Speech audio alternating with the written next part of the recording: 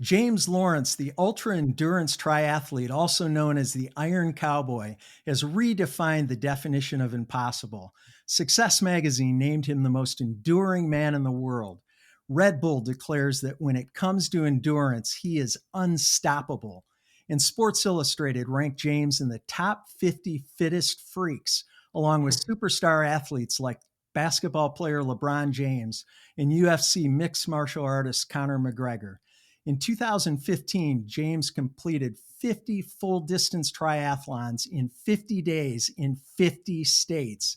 That's 2.4 miles of swimming, 112 miles on a bike, and a full 26.2-mile marathon every single day for 50 days. That wasn't enough for James to redefine impossible, though. So this year, the Iron Cowboy came up with the idea for the Conquer 100, 100 Ironman distance triathlons in 100 days. He started out on March 1st, successfully completed 100 triathlons in 100 days on June 8th, and because he still had a little bit left in the tank, threw in an extra day to make it the Conquer 101. James has created a new world standard of human performance and endurance, both physically and mentally. And I'm honored to have him on the show today. Welcome, James, and thanks so much for being on Life Excellence. Thanks, Brian, man. Dude, when you say it all like that, I got tired just listening to it. I got tired just saying it. Oh my goodness, what a story. I can't wait to jump into it. I just have to start out by asking this. What prompted you to get up on June 9th, the morning after you just finished 100 full distance triathlons, and then you decide to toss one more in for good measure? Yeah. Oh, interesting story on how that kind of developed. So we ran into a lot of trouble early on with injuries and really, really inclement bad weather. And early on, like day 25, one of my wingmen, Casey, he did all the runs with me, and he was like, "Oh man, wouldn't it be totally cool if it was just me, you, and Aaron? Because we're super positive. It's like when we accomplish this goal, let's go do a victory lap." And I was like, "Screw you, dude! Like we are no chance are we doing that." And it never got brought up again, because at that point in the journey, like I could not conceptualize adding an additional full distance triathlon, an additional 140 miles. But then when we got to like 97, I brought it up again, and I said, "Hey, I really want to put this idea back on the table," because at that point it wasn't like I've got 85 more to go or so. It was like, what's one more, right? Because when you're that deep into the journey, your mindset changes to not, oh, I can't conceptualize one more. It's like, what is, what's just one more at that point? And a lot of people assumed we like really pre-planned this, and but the reality is that we didn't. Like day 100 was on a Tuesday, and that weekend, that Friday, Saturday, Sunday is when we said, okay, we're gonna do this. We're gonna keep it a secret, and put this together. And the jersey company like overnighted us a kit that said 101 with the 100 crossed out. Nice. Um, and part of my career is coaching, and I've been blessed to speak around the world in 48 different countries. And every time, when we were talking about the 50 and mindset, I would always get asked the question, but could you have done one more? And I didn't want to ever get that question again. And our family, the way we raise our kids, Sonny and I, we want to lead from the front. We want to set the example. This is the expectation. You can always do one more.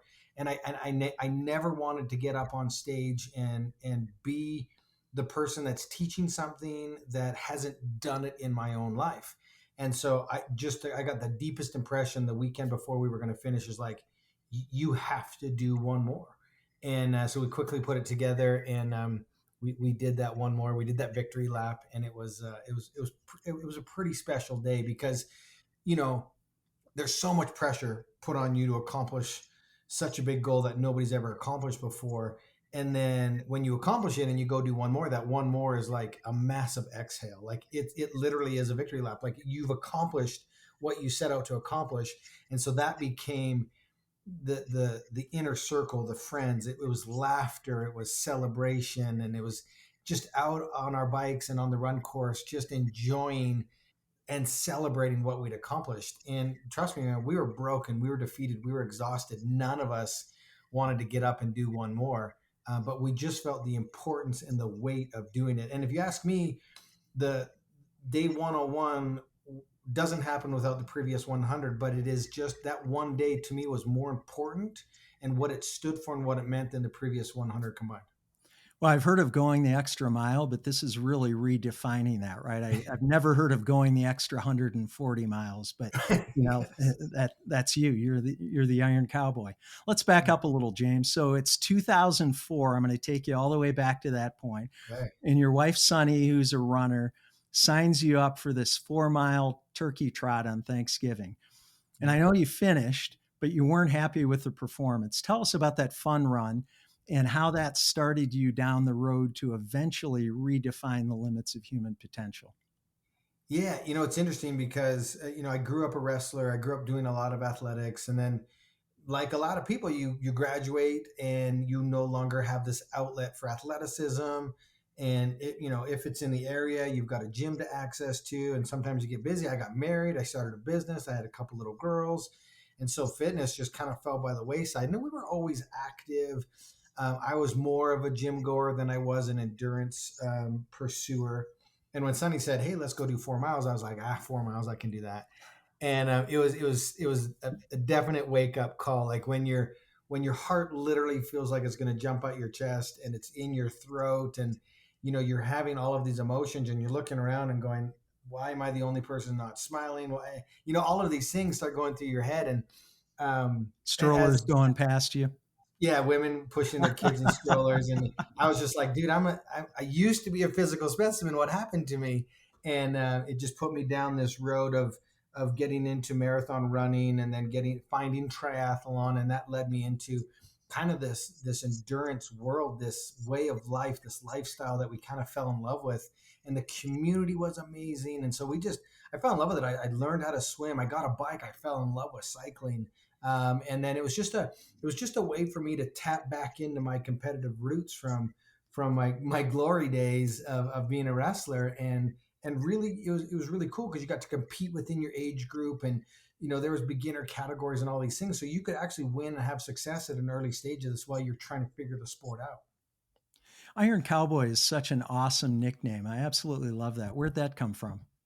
Yeah. So when in 2010, we broke the world record for the most half Ironmans done in a single year, and then I was like, well, I don't want to be the half Ironman world record holder. What's the world record for full Ironmans? And then during that year, it took me through 11 countries, and my kids were still super little, and they traveled to the U.S. ones with us. And if you've ever watched an Ironman or a full distance triathlon, it's the worst spectator sport on the planet. Like, you send your cyclists out for 112 miles and hope they come back. Maybe they whiz by you at 20 miles an hour. And so I figured it out. I was like, the marathon portion, that is where I can have that energy exchange, that connection with my kids. And so I started to wear a cowboy hat, just a simple straw cowboy hat during the marathon portion, so that my kids could see me coming. And then they started to kind of play along with it, and they would pick my hat when I was on the road, and I'd wear a pink one or a leopard, skin one, just for fun. And the public just started to call me the Iron Cowboy, and it stuck. And so actually, this is our logo. And usually I have a full beard, but this is the beard, and then the cowboy hat on the top. So, Nice. and I then like it. it's just turned into a brand. So you mentioned it that so the world record prior to you breaking it was 22 full distance triathlons in a year. You ran 30, and like you said, you did it in 11 countries. That's a super impressive feat. I mean, you broke the world record that was 22 by doing 30, but you weren't even close, as we both know, to resting on your laurels. Whose Mhm. idea was it to do 50 triathlons in 50 days in 50 states? And tell us what that experience was like. Yeah, so right near the tail end of doing the 30, it's interesting when you do something hard and you push through limits, you go through this adaptation phase, and I got stronger throughout the 30, and I was like, man, I'm not I'm growing, I'm evolving, and I haven't reached my potential. And one of my inspirations at the time was Dean Karnassus, and he's a Sure. marathon runner. He's called the Ultraman, and he did first of its kind. He did 50 marathons in 50 days in 50 states. And people were like, oh my gosh, this guy did 50 marathons in 50 days. And I thought to myself, man, wouldn't it be cool if I could figure out how to do that with an Ironman? Like if they are so excited about a marathon, what would they do if I could pull it off with a marathon? And so I just started to put it together. I talked to Sonny, and it took some, we had 5 little kids, and it was going to be a motorhome and traveling around the country, and it was just destined to be chaos. And I mean, you've seen the documentary. It's chaos, and it was just us trying to figure it out there. Nobody had done this before, and we'd never done it before, obviously. And we found out that the United States is big, and there's a lot that can go wrong trying to get to all 50. Hey, I'm just saying, I'm going to challenge anybody. Just go vacation for 50 consecutive days and hit every single state with 5 little kids in a motorhome. Just that alone is taxing. And so we decided to throw in a full distance Ironman every single day, the 2.4 swim, the 112 bike, 26.2 mile marathon run. And man, we just learned so many lessons because we were faced with such adversity. We were attacked with public criticism. We had bike crashes. We were being chased by a tornado. I mean, you imagine it, everything happened, and we had to figure out how to keep moving as a team and getting this young family and its entourage across the country and back all the way safely to our home in Utah. And so, I mean, but what an opportunity to learn and grow. It obviously changed our lives and opened up future potential for what the mind and body is capable of. It's funny that you mentioned just going out and driving to all 50 states or traveling to all 50 states. I actually had that thought as I was watching the documentary. Like that is, I mean, that takes some management. I remember seeing your map and sort of mapping everything out. And obviously you had different logistics than just traveling, but that's a pretty big goal just to set out and travel to all 50 states, let alone, hey, by the way, every day that I get up, I'm just going to throw in, 140 miles of activity. What was the average length of time that it took you to complete a triathlon during that 50-50-50? Yeah, I think what people don't realize is how intense the logistics become, and the lack of sleep and the level of exhaustion that we got as a team. Me being from Calgary, Alberta, Canada, obviously knew that the U.S. was big, but didn't realize how big it was. And then when you map it out on a map, you're like, oh, it's just a 4, 5, 6 hour drive. But when everybody's exhausted and the team is driving at night, it just becomes intensive. And Google Maps didn't always take you to the right spot either. And so trying to find places and coordinate. I mean, we had to coordinate, 50 to 100 different people because we had people volunteer in all the different states. And so I had to manage with those. We had to be constantly calling ahead and just, managing a team of over 100 volunteers was labor intensive. And you got to stay really super organized. And then you just hope that volunteer was doing what they said they were going to do. And then when we rolled into a state, we hoped that the facility was open and available. And we hoped that the volunteers had put together what we had hoped that they'd put together. And so we were just rolling on a lot of faith, that people were doing what they said we were going to be doing, and that we would get to the places on time and have enough time to do the event. And you saw in the documentary also that weather was super challenging for us. I mean, for a week we chased a hurricane early in the campaign, and I mean it's just so dangerous to be outside in those conditions, and it just gets dangerous. And that's something you don't necessarily plan for. You're like, oh, we're gonna come across a hurricane. Sure.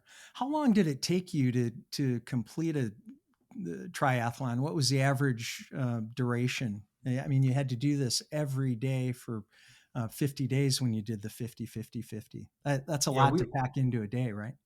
we were about 12 to 15 hours a day, depending on conditions, depending on when we started, depending on how many support people came to help us navigate the day, depending on how my body was feeling, depending on weather.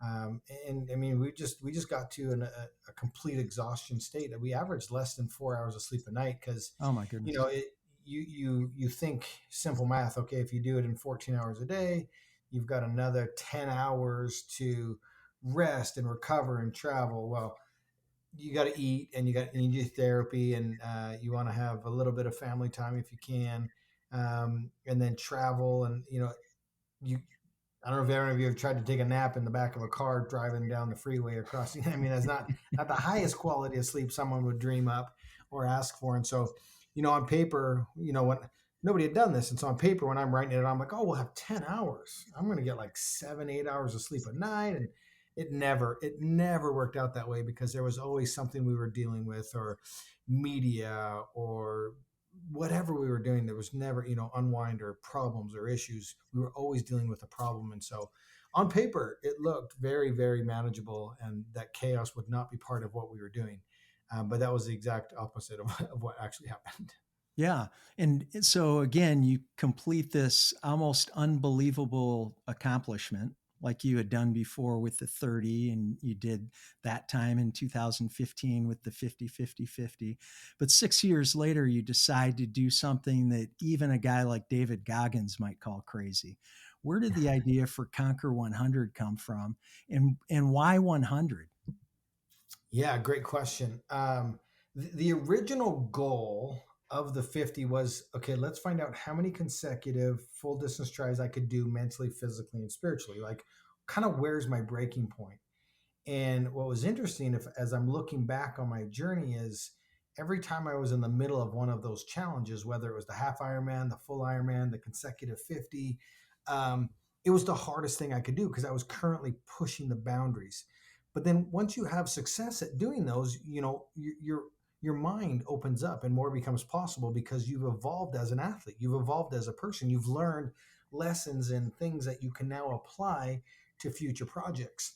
And because of the chaos that we just talked about, because of the logistics that we just alluded to, I didn't get to find out how many consecutive that I did. And because of weather and whatnot, we were pushed inside on some of those days. We took a lot of criticism for some of the decisions that we made. We made those decisions out of safety, but the public just wouldn't. Some of the public wouldn't accept those actions or choices that we made, and it's very hard for us to reconcile their opinion because they've never done what we're doing. How do I value what they're thinking based on their knowledge or their experience? And so we just, on the 50, we made a decision to just push forward and to continue on with the best of our ability at the time. And so part of me in my back of the mind, every time I got on stage, some keyboard warrior would get on and make a slight comment, or those guys that put an asterisk on what we did. I don't, I never let it bother me, but I wanted to turn it into fuel. And so when the pandemic hit, my world was coaching, my world was speaking, my world was racing. And literally 48 hours, like a lot of industries, got like wiped off the table. And I was staring down the barrel of a completely clear calendar. And the thought kept coming to my mind, you can reset your history, you can leave no doubt, you can defy logic, you can go and do something, and just for yourself you can prove that you are who you said you were. And I started to conceptualize the Conquer 100, and I thought, okay, if I remove the chaos and the confusion, if I put systems and team in place, if we do it in a remote location and eliminate the logistics and potentially the chaos, could we double what people perceived as impossible? Could we defy logic? And that's where we kind of came up with the tag name, or hashtag defy logic. And because we wanted to find out how many consecutive we could do. And so initially we were going to do it much later in the year. And I kept getting the impression, do it March 1st, do it March 1st, do it March 1st. And that didn't give me a lot of time to train. But I just really went with my gut. I said, March 1st is when we're starting.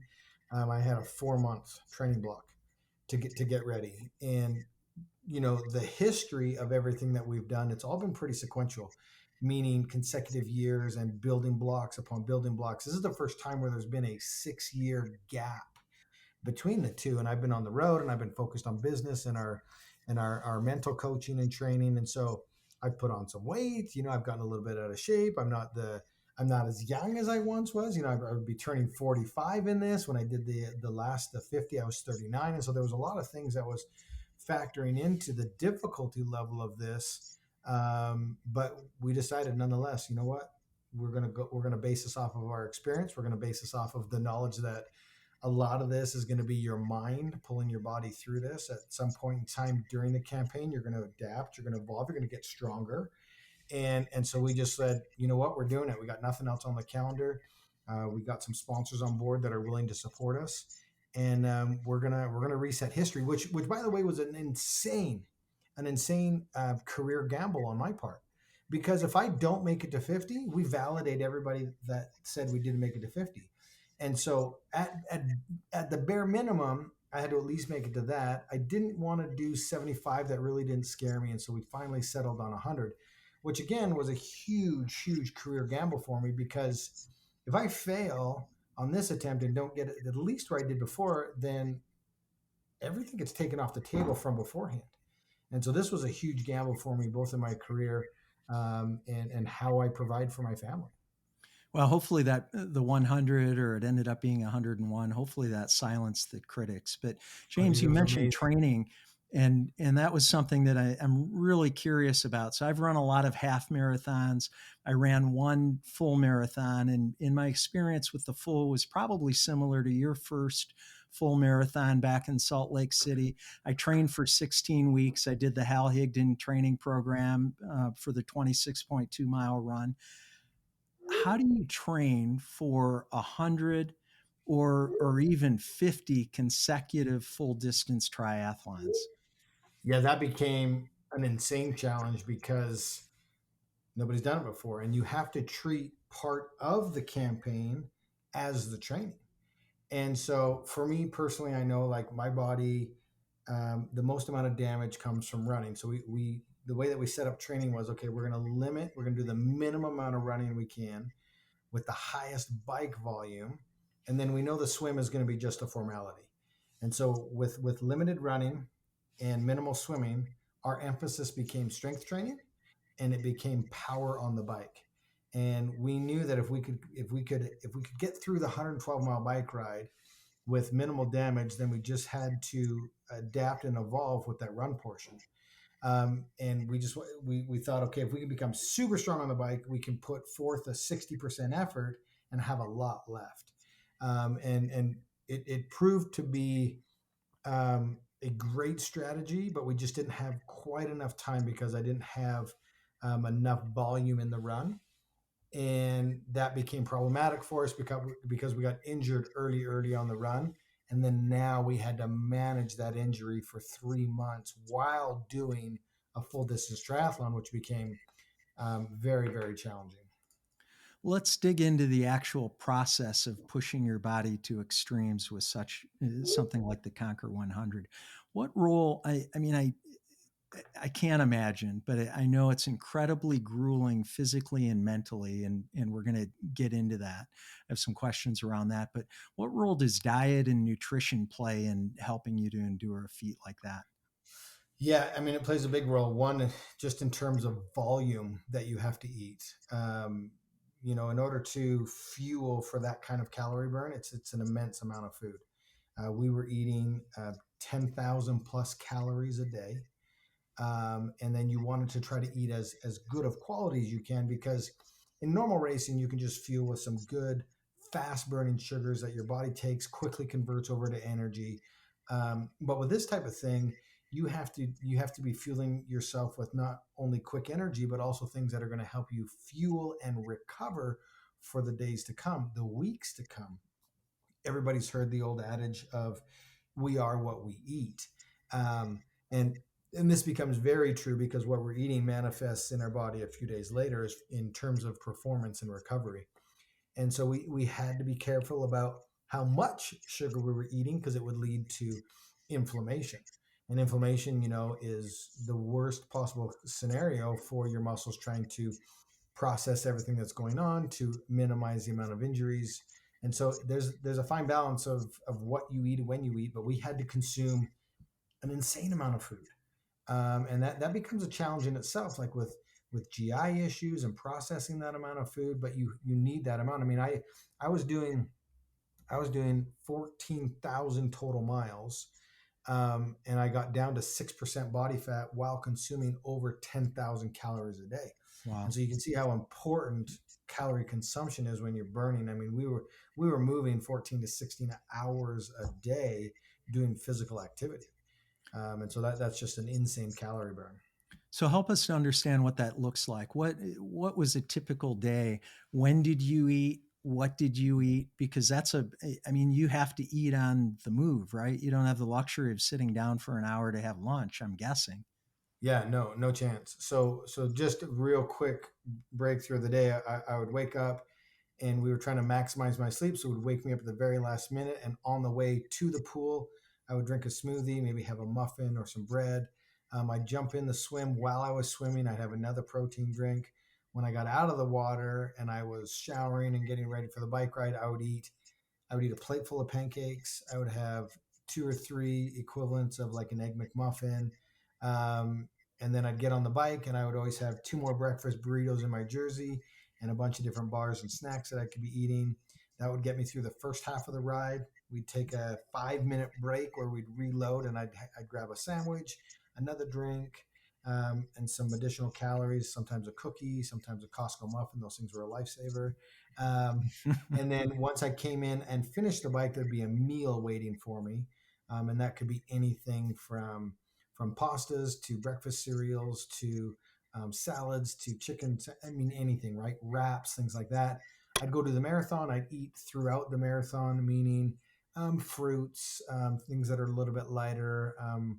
I'd eat. I remember there was one time on the marathon, this guy with a moving pizza truck came up. He had like one of those brick oven stoves in the back. He made me a pizza, and we did an Outback. I took the whole pizza, ate it, and then on the way back, I was like, "Hey, can I have another one of those?" And he was like, "Yeah." So I was like, and then I'd get home and I'd crush another meal. As soon as I got home, I'd consume before I'd pass out on the therapy table. And so that was kind of the flow of the day. It was a continual, just putting food in your body, and we would weigh me every single morning in the hopes that I was maintaining weight. And if we were maintaining my weight, then we didn't really care what or how I was eating. We would just really start to pay attention to it if I started to drop weight. And I Wow. just did such a great job of like crushing calories, that we never really had to adjust it. The only thing we really had to adjust was the amount of sugars I was eating, because I had a real severe blisters on my lips, from the wind, from the cold, and then from the sun, and it became very painful. I also developed thrush in my mouth, and so it became very painful to eat. And so I resorted to a lot of like comfort foods, like muffins and cookies and things that were soft that I could peel off. That became slightly problematic with the amount of sugars I was consuming. It just attributed to the thrush in my mouth, and then added inflammation to my body, which we didn't want or need. Sounds like a full-time job, just the eating part, Oh, let alone absolutely. everything else. Yeah. Yeah, it was more than a full-time job. That's amazing. After reading some of the details of the 50-50-50 and the Conquer 100 and watching the documentary, I've read your book, You Redefine Impossible. I'm not sure which is harder, the physical demands or the mental part of pushing through all kinds of adversity. James, help us to understand the full extent of those demands and explain how you're able to push your body and mind to its absolute limits and literally, like the title of your book, Redefine Impossible, I think. Yeah, it's interesting. It's the number one question I get is, how do I become more mentally tough? And the only way to do that is not through listening to you and I talk about it, not through reading a book like Redefine Impossible, not through watching the number one TED Talks out there, not by listening to a motivational speaker, which is what I do for a living. It's only through action and intentionally doing something that makes you uncomfortable will you learn and adapt and grow. And if you notice, my journey started with trying to break the world record for the half Ironmans. I couldn't even conceptualize 100. You can't go from 0 to 100 in conception. You have to learn and grow. And so earlier I said when you're in the middle of something, it's the hardest it's ever been. Until you've succeeded at it, then more becomes possible. And so over the course of a decade or more, I slowly strengthened that mental muscle in order to get to the point where the 100, I knew it was possible. I knew we could do it. All I had to do was implement the learnings from the previous times, that recognize that, okay, I know the next step's not going to kill me. I know this level of pain I can manage, and it's how long can I manage it. And so based on previous experiences, I now had the knowledge that I could endure something. And the mind is super powerful. And here's a quick example. Like on day 97, I remember I was sitting on a therapy table, and the documentary crew, they were doing kind of their breakdown of the day. They were asking some questions and just gathering footage for the documentary. And they asked me, hey, do you think you could do 200 of these? And, without even hesitation, I was like, absolutely 100% I could do 100 of these, or another 100. And then, obviously we shut things down, and day 102, 103, 104 were recovery, rest. And then your body realizes, oh, he's done. I'm now mentally going to let him feel everything that he's been feeling over these past whiles. And it's so incredible because I couldn't function on days, 102, 3, 4, 5, because now my mind has let my body know, and everything that it was masking, the power of that, now gets let go. And I mean, there's no way when I was post and had accomplished it, could I go back and say, oh, I would have never said I've got 100 more in me. Like I couldn't function. Like I was walking around the house, like confused. I remember driving down the freeway. My wife was with me. And she says, hey, and freeway speed is about 75 here. And she's like, hey, you're going 40 miles an hour. Either let me drive or go faster.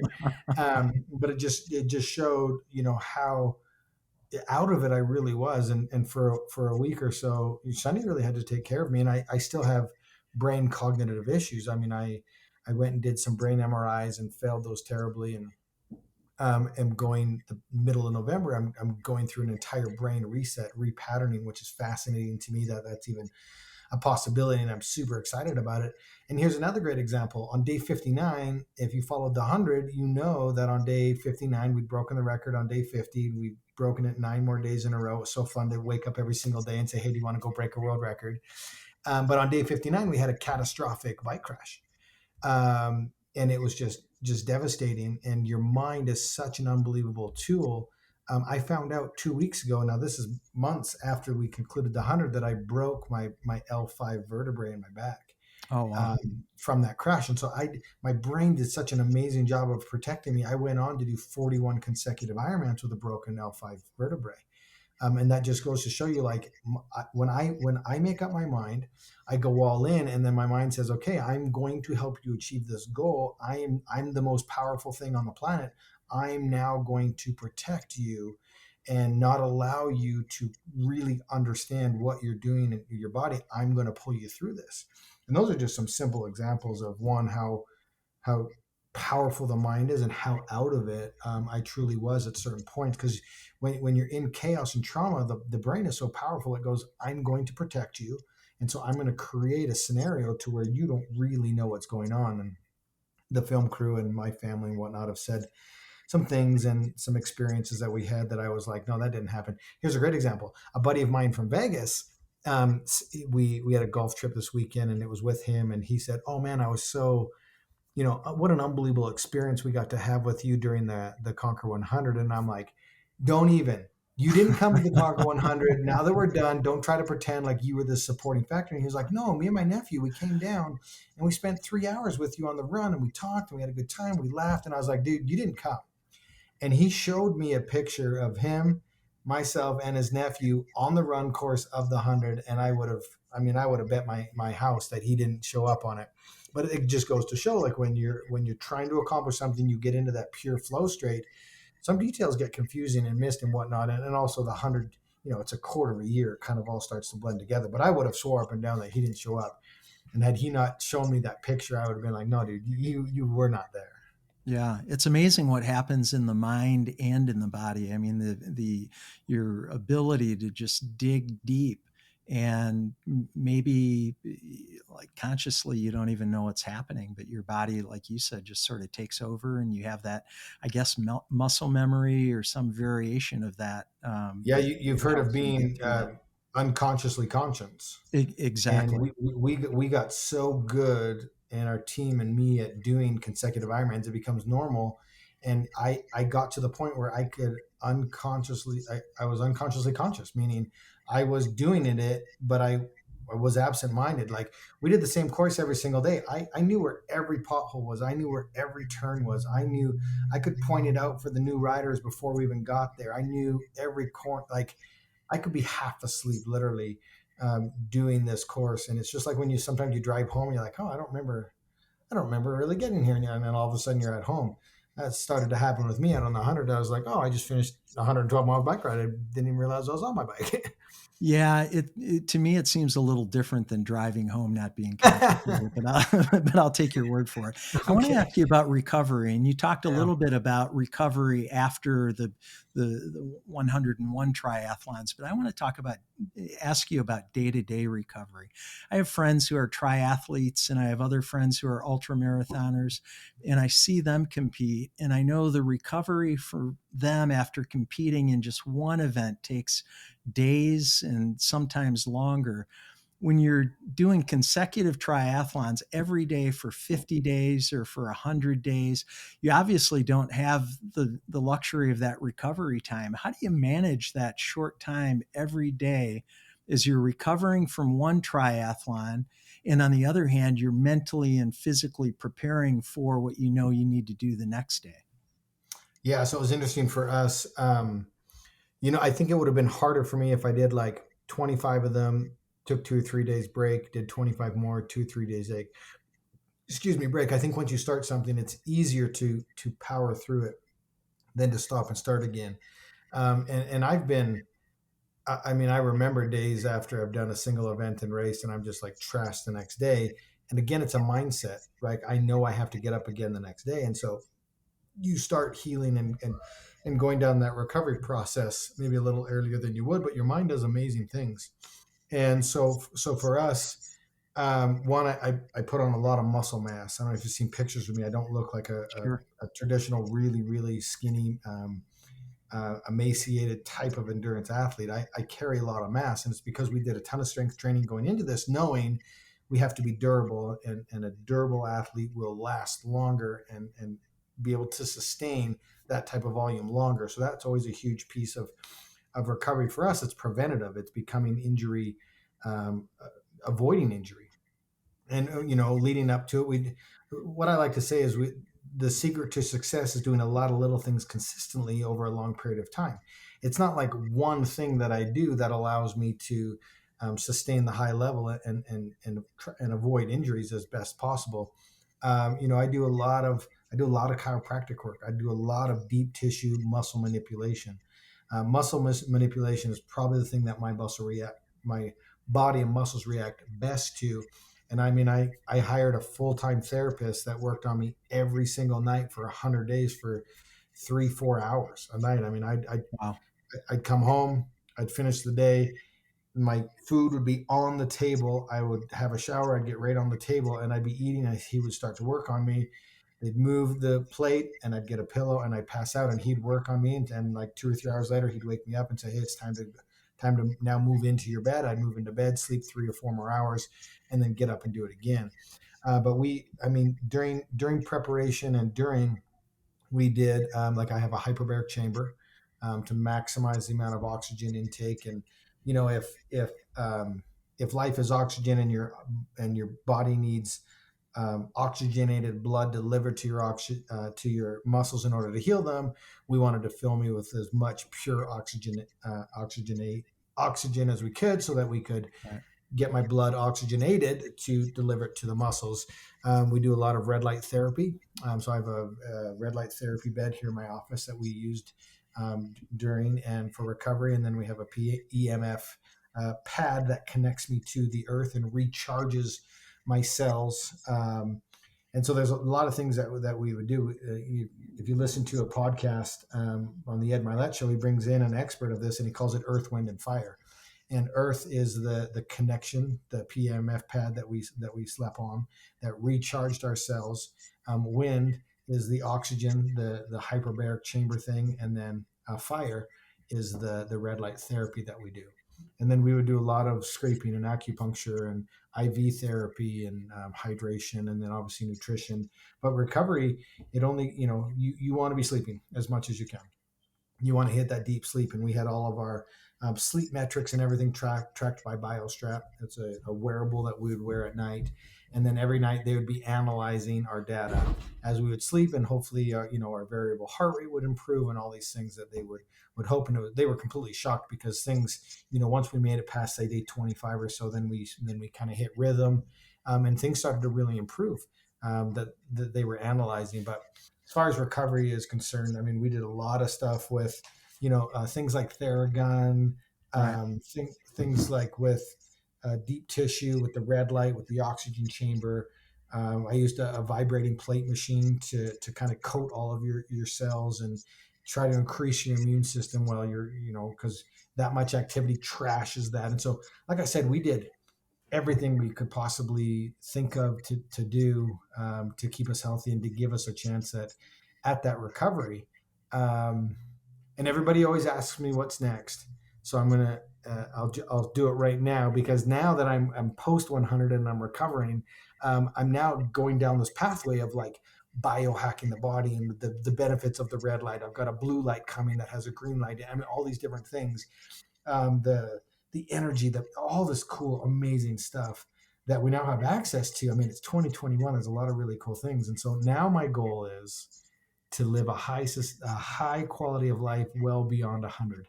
And so that's what my next challenge is to really biohack. I'm fascinated with the mind body connection. I was totally intrigued by the brain MRIs they did and the therapy that's coming, to make my brain stronger. I mean, I'm just super excited for all that kind of stuff.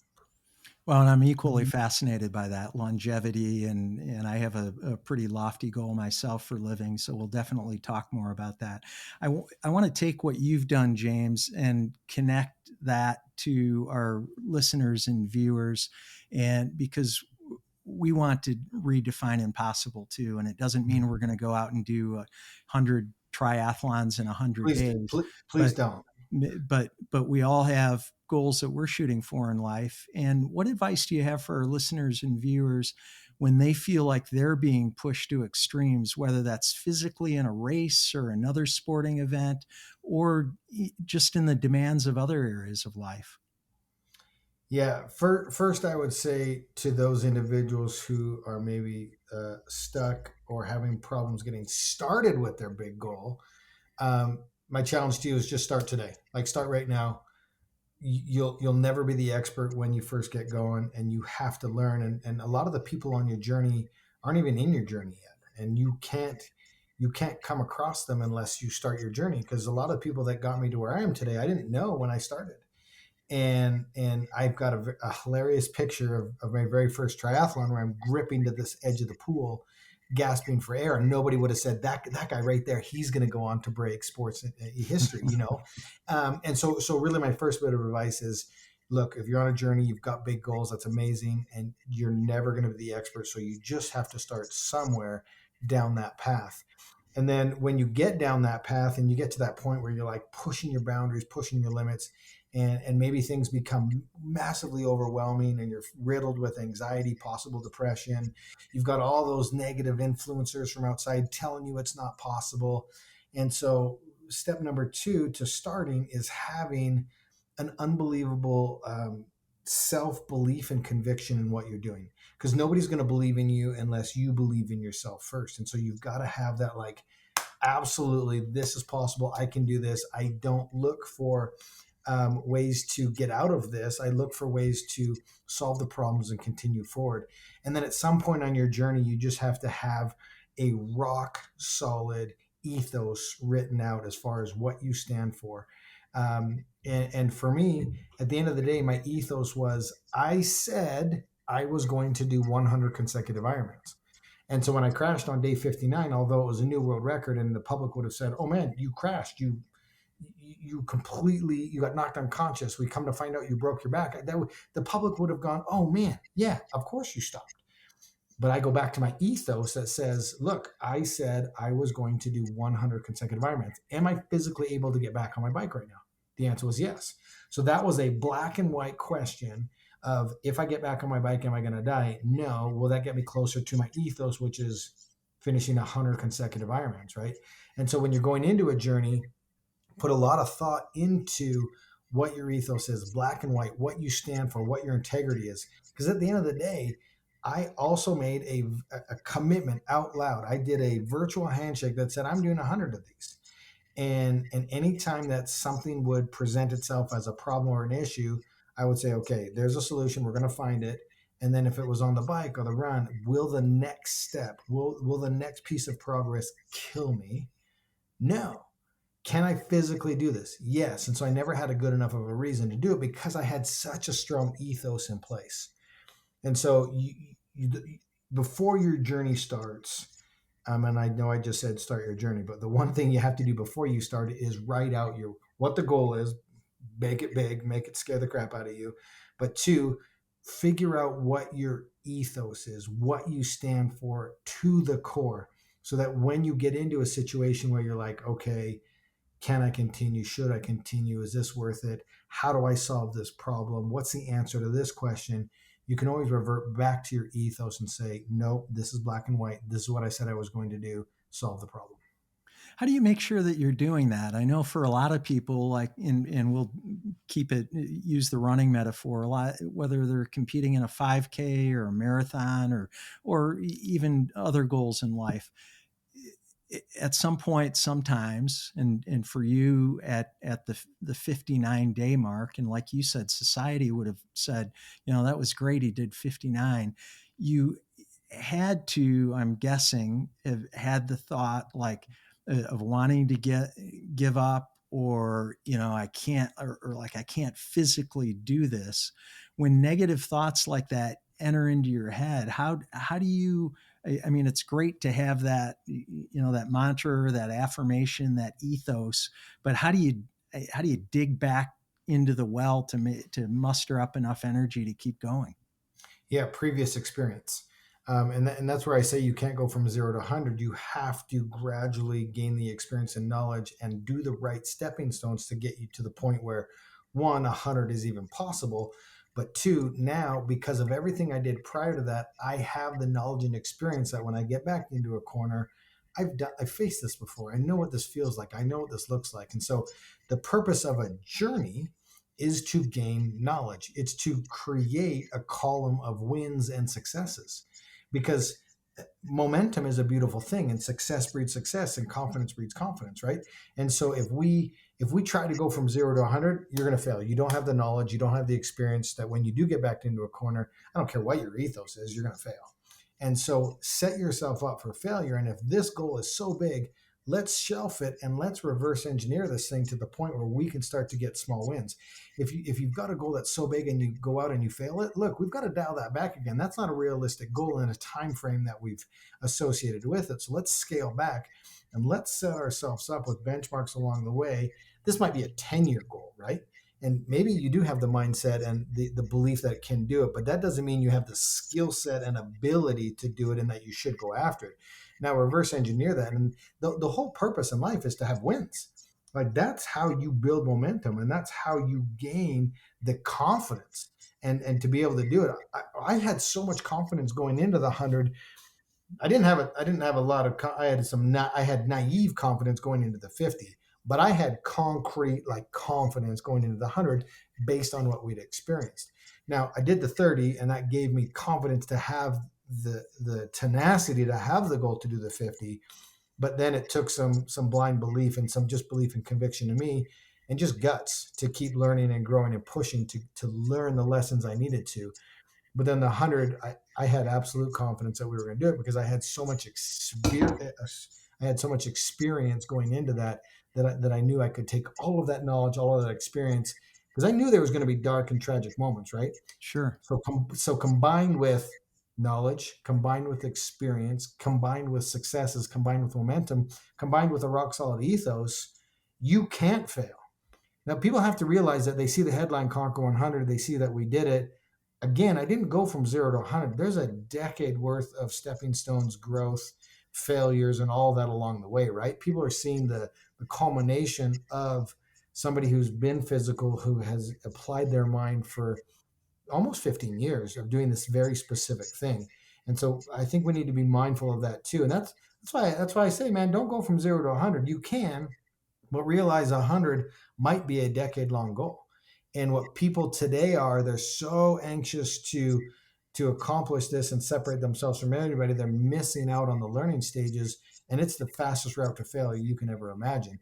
And then those people that are like a little bit more patient and give the right amount of time and respect the goal that they're doing, they're the ones that ultimately sustain the growth that they're having, and they can apply it to the future challenges that maybe they weren't ready for at the time, but you grow into those. Does that make sense? It makes total sense. And I know too that you had a support team and that the support team was instrumental in your success. But I wonder, were they breathing life into you? Did you have like a mental performance coach, or did you have somebody that was maybe like literally getting down on the ground and in your face and saying, you are going to do this? Or Yeah. was it you just internally having that ethos that you talked about, having the goal that you set, knowing what it is that you wanted to accomplish?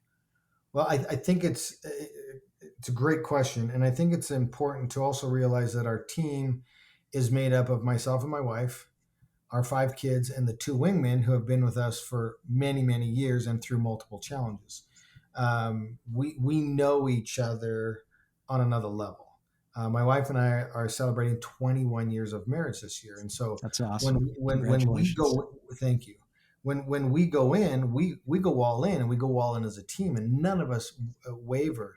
And yes, each one of us will have an individual moment where it's like, okay, this is happening. I'm overwhelmed. I'm not quitting. I don't need to talk. I need to process how I'm feeling. I'm going to cry, but I'm going to be back on the team in the next 10 minutes.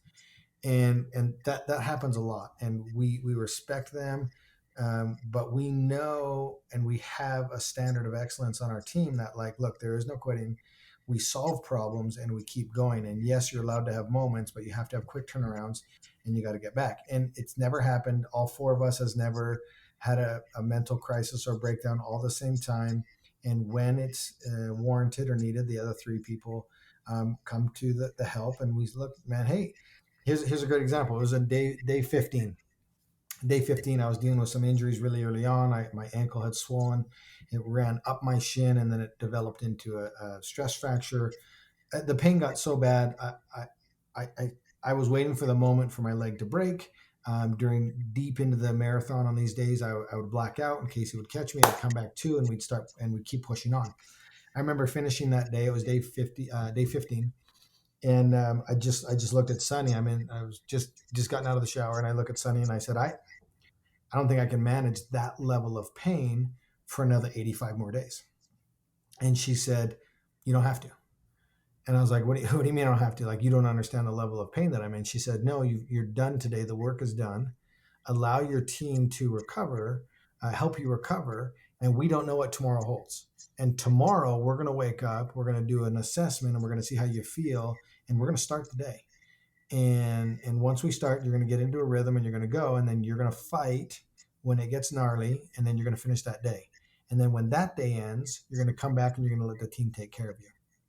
And you're going to go on repeat until things turn and we get better. And so she's like, you don't have to manage this for 85 more days. You got to manage this one moment at a time.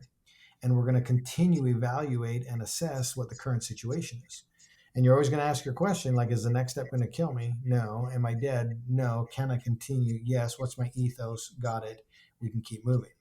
And so it got to the point where we learned how to manage that pain. We figured out how to navigate those injuries, and then we turned corners. And obviously I didn't have to manage that level at that intensity for that long, because your body adapts and evolves. But most people quit at that peak when they don't believe they can take it anymore.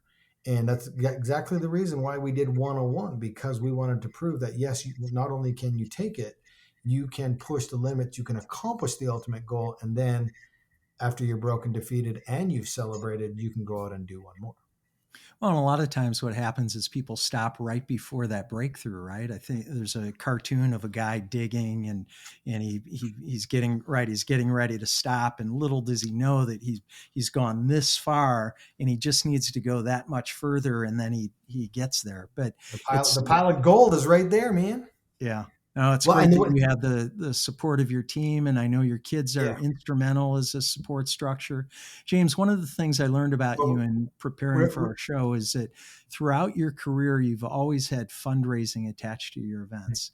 You've raised money to provide water in Africa. You've created awareness around childhood obesity, and you've also fought to end human trafficking, particularly of children.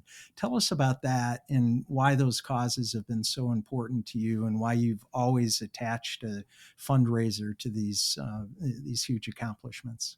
Yeah, yeah. First, I want to say that people quit and they miss that moment to where your mind and your body come into unison with each other, to where you can see the ultimate growth. And so that I just want to say that. But yeah, I loved Yeah, attaching it thanks for that. to charitable organizations.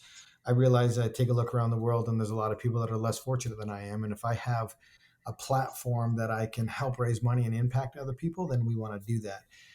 And back in 2010, my father was the head of this charity in Africa, and we saw a need there to provide fresh water and irrigation so they could support themselves.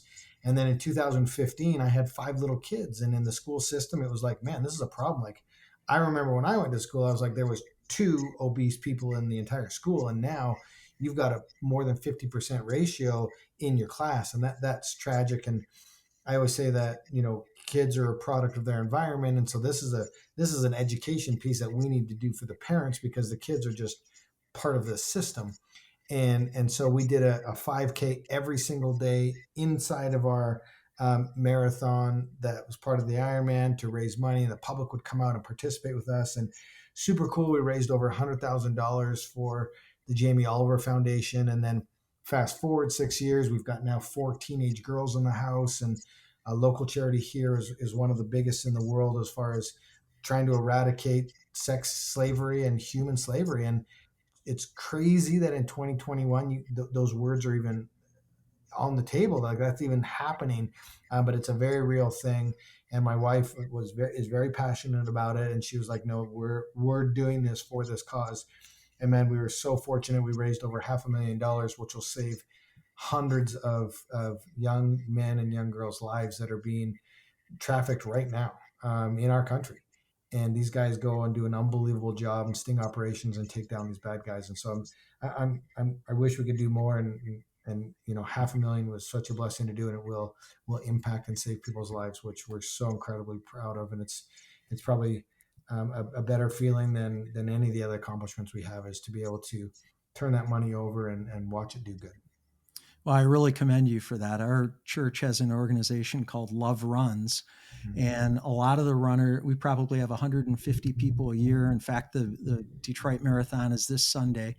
Have about 150 people a year. A lot of those folks are couched to 5K or couched to half marathon, even couched to marathon. And all of the money that's raised, it's a fundraiser. And the reason why for those runners is to fight against human trafficking. So you're right. It's rampant, and there's so much of that going on around the country and around the world. And so anything that we can do to save a life is commendable, and I appreciate that. You Absolutely. mentioned your 4 girls. You have 5 children, 4 girls and 1 boy. I think they range from 18 to 11. Is that correct? Yeah, my oldest is actually turning 19 this month, and then my youngest son is 12 already.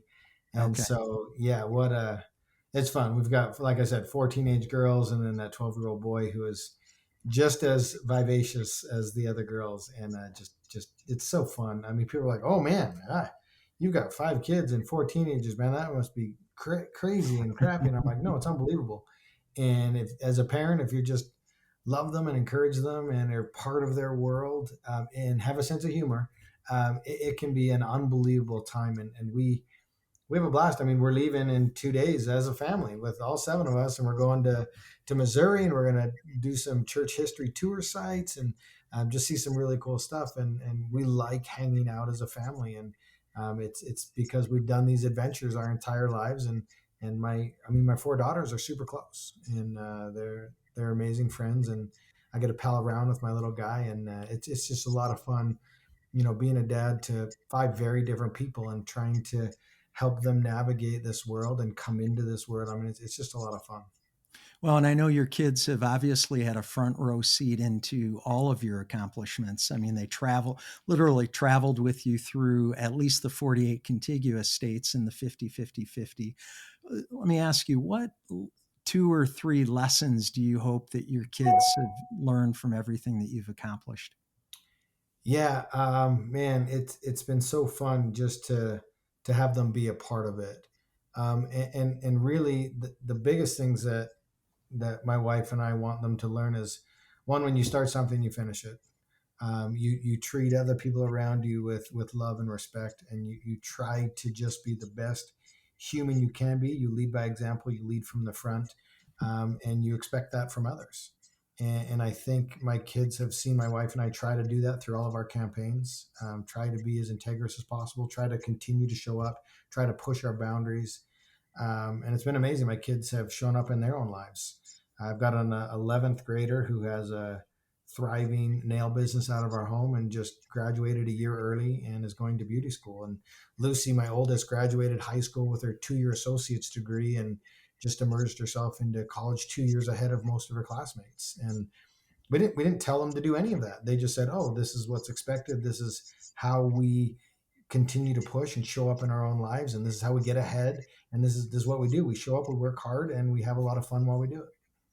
Well, you've obviously modeled success, and I know Sunny's a great mom too, and you're very She's committed unbelievable. to raising your kids. So I commend you for that, James. I don't even know what word I can use to describe you. You're absolutely astounding, and you've certainly redefined impossible not only for yourself but also today for our listeners and viewers. I'm so grateful for your time today, and I really appreciate you being on the show. Absolutely, Brian. I hope I've been able to create some type of value for the listeners. We love doing this. This is what we love to do. We actually, it's crazy that this sounds this way, but my gift is the gift of suffering, and I get to go out and suffer, and by doing so, our story provides hope to those that aren't intentionally suffering. And so, we just hope to continue to be on stages and help people have hope on their journey and to believe in themselves, like we talked about, to get out of their own way, to dream big, and to have that belief and conviction in themselves. And so, thank you for the opportunity to talk to your listeners. And I hope every single one of you has an amazing day, an amazing week, amazing rest of your year. Just keep showing up on your journey, and you cannot fail. Thanks, James. It's been great getting to know you. Absolutely. Have a great day. Thanks for tuning into Life Excellence. Please support the show by subscribing, telling all your friends, posting about this show today with the Iron Cowboy on social media, and leaving a rating and review.